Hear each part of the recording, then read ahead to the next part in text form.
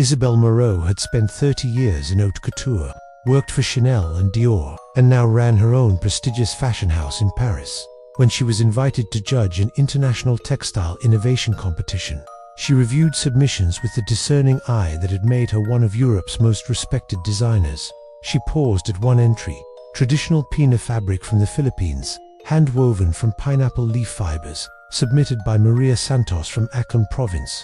The accompanying photos showed delicate, translucent fabric with intricate patterns, but Isabelle dismissed it with barely a glance. "Traditional weaving," she said to her assistant, marking it for rejection. "Charming for cultural preservation, but hardly innovative.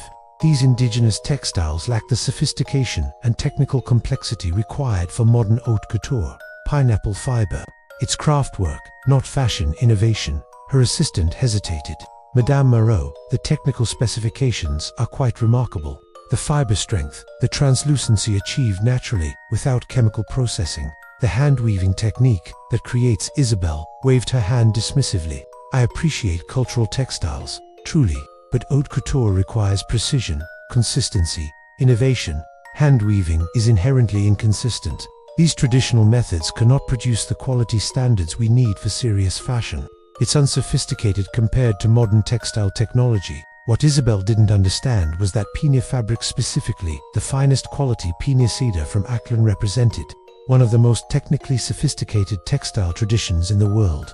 Maria Santos came from a family that had been weaving piña for 6 generations. The process began with extracting fibers from pineapple leaves through a meticulous process called pagkikiskis, separating individual strands thinner than human hair. These fibers were then knotted end-to-end by hand. A master weaver could identify the optimal knot placement to create fabric that was both translucent and strong. The weaving itself used traditional wooden hand looms, where every thread was manually controlled, allowing patterns of extraordinary intricacy that mechanical looms couldn't replicate. A single meter of fine piña seda could take 3 months to complete. The fabric was naturally lustrous, breathable, and stronger than many synthetic materials despite its delicate appearance. But more importantly, the finest piña had a quality that modern textiles couldn't achieve, seemed to glow with an inner light. The natural fiber structure refracting light in ways that synthetic fabrics couldn't duplicate. Spanish colonizers had called it cloth of gold for how it shimmered in candlelight, but to Isabelle, it was just rustic craftwork, unsophisticated compared to French textile technology. The competition proceeded without Maria's piña submission. Isabelle selected winners who used innovative synthetic blends, smart fabrics with embedded technology, and bioengineered materials.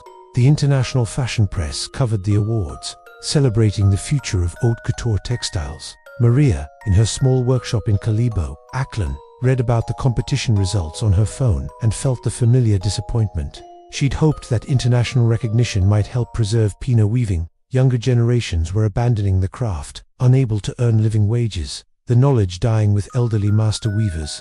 But then something unexpected happened. A Filipino-American fashion entrepreneur named Sofia Reyes, who'd been following the competition, reached out to Maria directly.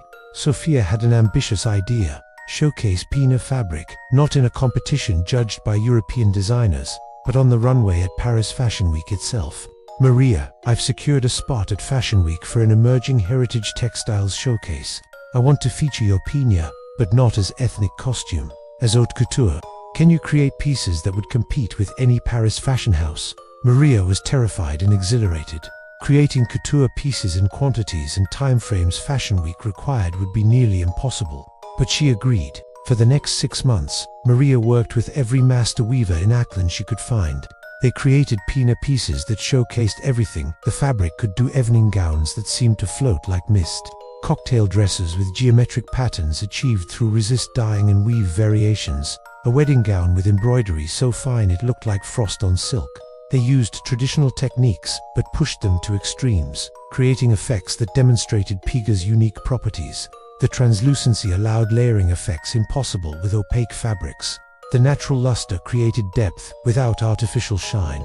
The hand-woven texture gave each piece unique character while maintaining structural integrity. Paris Fashion Week arrived. Sofia's showcase was scheduled for a smaller venue. Emerging designers didn't get the main runways, but word had spread about the Filipino textiles, and the audience included several major fashion editors, buyers, and unexpectedly, Isabelle Moreau, who'd heard about the Philippine fabric showcase and came out of curiosity to see what traditional weaving looked like when someone tried to pass it as haute couture. She expected to be politely dismissive, maybe even write a critique about respecting indigenous crafts without pretending they belonged in serious fashion. The lights dimmed. The first model emerged wearing a piña evening gown in natural cream. The audience gasped audibly.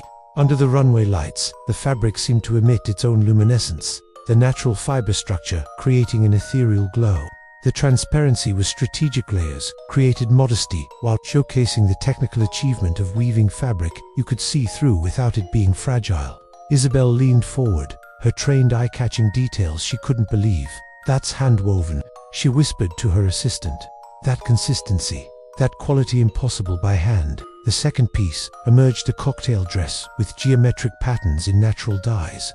What stopped Isabelle cold was recognizing that the pattern wasn't printed or woven with colored threads. It was created through resist dyeing techniques that required planning the entire design before weaving began, then executing it with such precision that the pattern aligned perfectly when the fabric came off the loom. That level of planning and execution exceeded what most modern textile designers could achieve with computer assistance. The third piece was a wedding gown that caused Isabelle to stand up from her seat involuntarily. The piña fabric was embroidered with thread made from the same pineapple fiber, creating raised patterns that seemed to be part of the fabric itself. The embroidery technique called collado involved removing threads from the woven fabric and embroidering around the gaps to create lace-like patterns, essentially reweaving sections of the finished fabric to create three-dimensional effects. When the showcase ended, Isabelle didn't return to her seat. She went backstage, something she rarely did for emerging designers. "I need to speak to whoever created these textiles," she told Sophia with uncharacteristic urgency. Sophia brought Maria forward, still wearing her simple clothes, looking uncomfortable in the high-fashion environment. Isabelle, who never apologized and rarely showed uncertainty, hesitated before speaking. "Maria Santos, I owe you a profound apology. I rejected your textile submission to the competition. I called piña fabric unsophisticated, said it lacked technical complexity for serious fashion. I was not just wrong, I was ignorantly dismissive of what I can now see as one of the most technically sophisticated textile traditions I've ever encountered." She gestured to the garments, the fiber preparation, the hand knotting to create continuous thread, the weaving precision, the pattern planning, the natural luster, the translucency control, the embroidery integration. This represents mastery that modern fashion has lost. We use machines to achieve consistency because we've forgotten how to achieve it by hand. We use chemical treatments to create effects you achieve through understanding of natural fiber properties. We use computers to plan patterns you carry in generational knowledge. This isn't unsophisticated. This is sophistication I didn't recognize because I was measuring it against the wrong standards. Maria spoke quietly, her English heavily accented. "Madame Moreau, piña weaving is dying. Young people leave because hand weaving cannot compete with factory textiles on price. We cannot make living. The old weavers, they die, the knowledge dies with them. I came to competition hoping recognition would help save the craft. When you rejected it, I thought maybe our tradition is truly outdated, truly unsophisticated like you said." Isabelle felt genuine shame, a rare emotion in her experience. "Madame Santos, if I could undo that rejection, I would, but perhaps I can do something better. I would like to collaborate with you. My fashion house will commission piña pieces for our next haute couture collection. We will pay what the work deserves, not craft prices, but couture prices. And we will tell the world where this fabric comes from and why it represents textile mastery that Paris should learn from, not dismiss." The collaboration transformed both their careers. Isabelle's next collection, featuring piña prominently, was celebrated as revolutionary, returning to artisanal roots while pushing technical boundaries. Fashion magazines that had never mentioned Philippine textiles suddenly published features on piña weaving. Orders came from haute couture houses across Europe. But more importantly, the prices paid for genuine master-woven piña finally made it economically viable. Young Filipinos began returning to learn the craft, seeing it not as dying tradition but as valuable skill.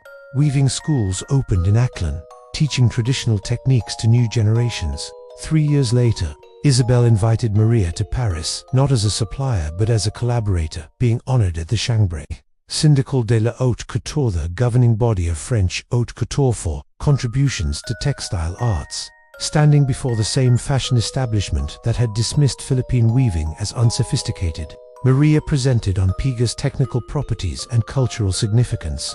Isabelle introduced her.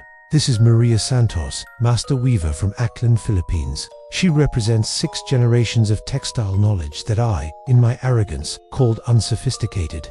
She has taught me that haute couture's future isn't just in laboratories creating smart fabrics. It's also in villages where grandmothers carry knowledge about creating beauty, durability, and technical excellence using methods that predate our fashion houses by centuries. She continued, "We celebrate innovation in fashion, new materials, new techniques, new technologies. But sometimes, the most innovative thing we can do is recognize that indigenous craftspeople, like Maria, have already solved problems we think we're inventing solutions for. Piña fabric achieves translucency without chemical treatment, luster without artificial coating, strength without synthetic blending, pattern complexity without computer assistance, and beauty without compromising sustainability. That's not primitive craft. That's mastery." Today, piña fabric from the Philippines is used by major fashion houses worldwide, with master weavers like Maria earning incomes that support not just themselves but entire communities. Isabelle's fashion house established a foundation supporting traditional textile arts in developing countries, starting with Philippine piña weaving. And Isabelle keeps a piece of Maria's original competition submission, the one she'd rejected as unsophisticated, framed in her atelier with a note below, to remind me that sophistication isn't always where we expect to find it, and that the greatest innovations in fashion sometimes come from village workshops, where grandmothers' hands hold knowledge that our machines cannot replicate and our education did not teach us to value. The Paris designer who'd mocked Filipino weaving now begins every design lecture with the same story about the day she saw piña fabric on a Paris runway and realized that her 30 years in haute couture had taught her to recognize technical excellence everywhere except in the traditional crafts she'd dismissed as primitive, and how a humble Filipino weaver taught her that sometimes the most sophisticated textile in the world looks like something a grandmother makes by hand. Because sophistication isn't about complexity of tools, it's about depth of knowledge, mastery of craft, and respect for tradition that has survived because it achieved excellence generations before fashion houses existed to judge it.